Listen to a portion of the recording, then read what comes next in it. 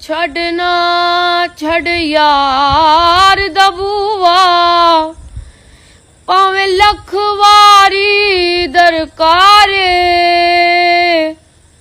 यार वल्लों मुख मोड़िया जिन्ना ओ ता इश्क दी बाजी हारे ओ ना होवे इश्क दी बेड़ी किते डूब जाए अधवशकारे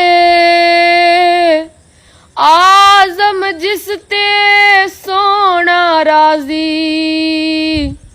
ओ ता लगदा ही पार किनारे ओ ता लगदा ही पार किनारे। अस्सलाम वालेकुम। तो कैसे हैं मेरे सारे प्यारे बहन भाई, मैं उम्मीद करती हूँ कि आप सारे अल्लाह के फजल करम से ठीक होंगे। तो प्यारे बहन भाइयों, इस वीडियो को अगर अच्छी लगी तो लाइक कीजिएगा, शेयर कीजिएगा, अच्छे अच्छे कमेंट्स कीजिएगा। अल्लाह हाफिज। और प्यारे बहन भाइयों, सपोर्ट का बहुत बहुत बहुत शुक्रिया। अल्लाह हाफिज।